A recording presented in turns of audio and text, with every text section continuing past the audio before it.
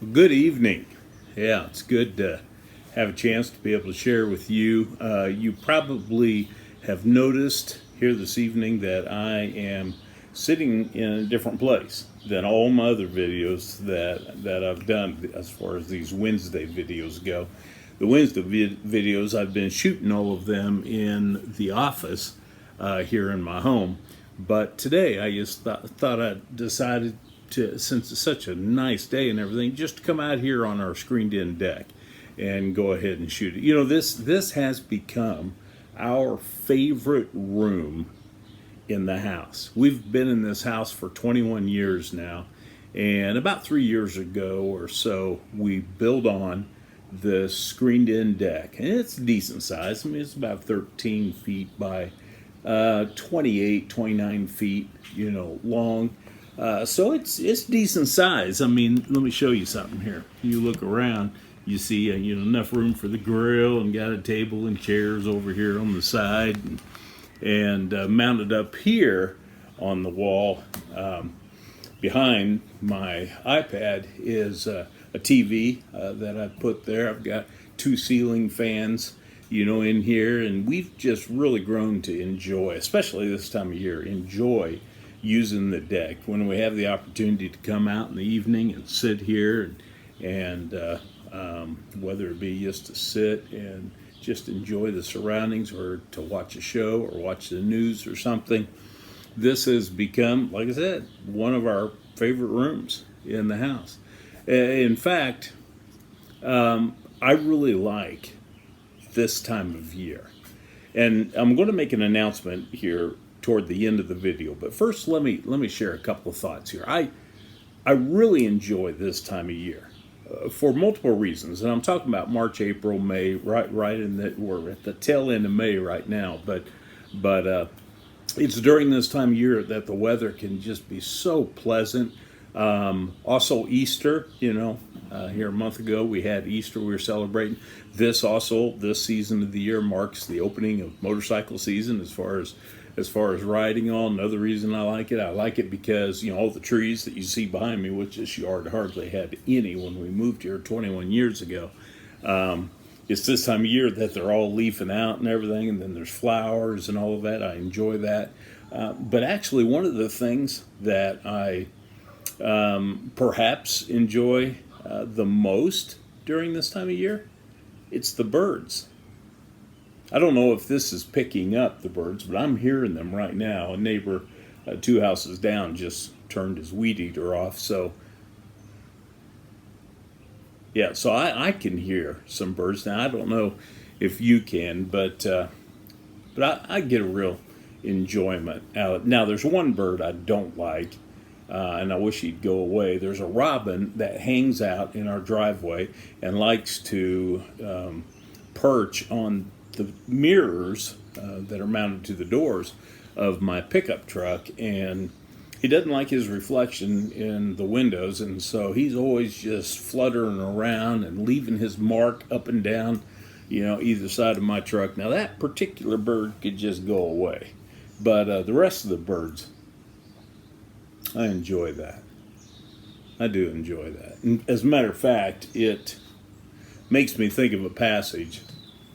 This is Psalm 19. It says, "The heavens declare the glory of God, and the sky proclaims the work of his hands. Day after day they pour out speech, night after night they communicate knowledge. There is no speech, there are no words, their voice is not heard. Their message has gone out to all the earth, and their words to the ends of the world." Now, that's a psalm, Psalm 19, those are the opening verses that David wrote. And he's talking about, the sky and how it speaks, the heavens, they speak in a universal language that doesn't matter, what your native tongue is. Everyone can interpret the language that creation speaks about the handiwork of God and the majesty and the power of the Creator. And now, David was a shepherd, so he spent a lot of time at night under the stars. And so it's not surprising he uses some of the terminology he uses there. Now, had he been writing Psalm 19 sitting in a setting like what I'm in right now, he probably would have talked about other things, including birds and squirrels jumping from tree branch to tree branch, and still making the same point that the fingerprints of the Creator are all around us. And I want to encourage you. While it's still nice weather before the heat of summer rolls around and all of this, is to enjoy God's handiwork. Notice his fingerprints on creation around us. You know, there's the very real possibility that you have been distracted, from doing that.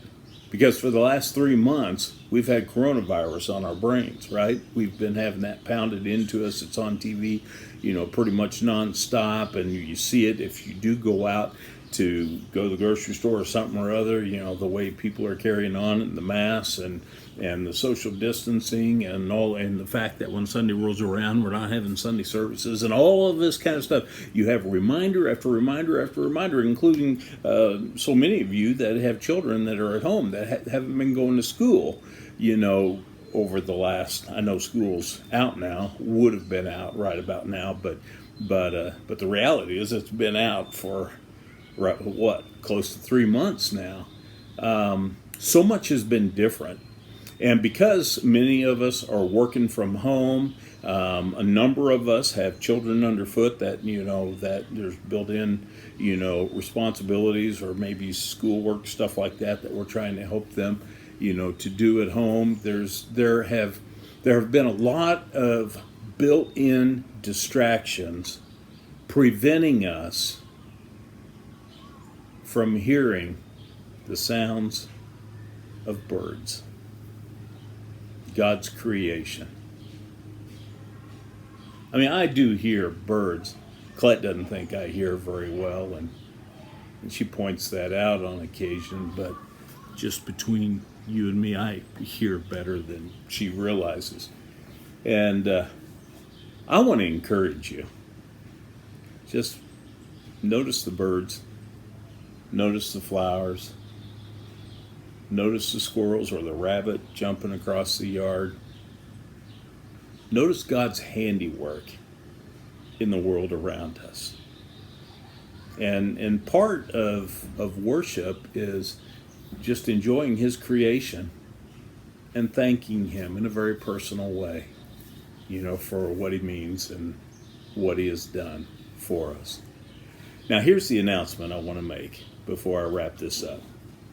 The time has come. We are looking at opening the church back up as far as Sunday morning worship services are concerned. If you've been paying attention to the news, you probably figured the time is going to be approaching. We have set a date, and that date is June 14th. Okay? June 14th is when we're going to start having Sunday services again. Now, a couple things I just want to explain to you about that is it's going to be different. I'm not going to go into great details about this right now, but I will say a couple of things. One is it's going to be important for people to make reservations to come. That sounds really weird, but there's a reason for that, and that's because of social distancing and the way the seating arrangement is going to be lined up. Our occupancy seating limit is going to be less than what it is normally. And so the way we're going to have chairs configured in the multi-purpose room, but also in a couple other main rooms, the loft and the triple classroom, is going to reflect that. We're only going to have 2 services, June 14th and the Sundays following that. Now, I hope that we'll eventually get back to our 3-service lineup, but there's only going to be 2 services. And but you'll need to go online or give the office a call and make a reservation, in regards to which one you're going to be at, so we can make sure that we don't have to turn you away at the door because we ran out of space. Okay? Like I said, that really sounds weird. But there's a whole lot more detail that's going to be attached to all this, but you're going to start seeing it, like in our newsletter, June newsletter that'll be coming out here in just a few days, and we'll be sending out emails with explanations. So I want to encourage you to be tuning in to that stuff and reading it so you can be preparing for June 14th. Now, having said all of that, I want to say this, and I'm speaking to everybody that's a part of our church family. You need to hear this. I need to be reminded of this myself. Everyone's comfort level is at a different place, and it has been ever since the middle of March. Everyone's comfort level is at a different place, and what my encouragement is, we need to respect that. Okay, respect where other people are at, even though we don't have maybe the exact same view or opinion, about social distancing or about wearing masks or various things like that. But we need to respect, one another. For some people, they may be, what you may perceive as being at an extreme way over here. But other people seem to be at an extreme way over here. Okay, so the one person is, you should never go anywhere unless you're wearing a mask, and we shouldn't be having services yet, and we should wait until August or September. But then you have someone else with the extreme. We should have been having church 2 weeks ago, and come on, we need to move forward and open everything up. See, the extremes, and then there's most of us that fall somewhere in between. So I want to encourage you to respect other people's view of where they're at. I want you to know that if you feel that this is moving too fast for you personally and for your family, then I want to encourage you to go ahead and stay home. Don't come on June 14th. We'll still be offering online services, and you can continue, with worshiping individually or as a family at your home. And then when the time is right, we'll gladly have you join us. Okay, so nobody's pushing you to do something before you are ready, and nobody's going to be judging you one way or another. All right, that's my encouragement, for all of us as we start easing back. We don't want to be reckless. We don't want to be careless in the way we approach this, but yet at the same time, it's time that we start moving this direction. So June 14th, you're going to be hearing a lot more detail about that. So read up, whether it be an email, whether it be in the church newsletter or whatever, and that way you can be up to speed. Okay? All right. Let's go ahead and have a prayer. Father, I'm grateful for this time of year. I'm thankful for your creation and for their little reminders that are all around us if we'll just slow down a bit and kind of tune in and to see your fingerprints all around us in big ways, but also in little tiny ways as well. Thank you, Lord, for being our creator. We love you. And I pray that you would give us the discernment that we need in the weeks to come as we prepare to make some important steps as we start opening things up, kind of easing into that in the weeks ahead. It's in Christ's name I pray. Amen. All right, folks, have a good rest of the week.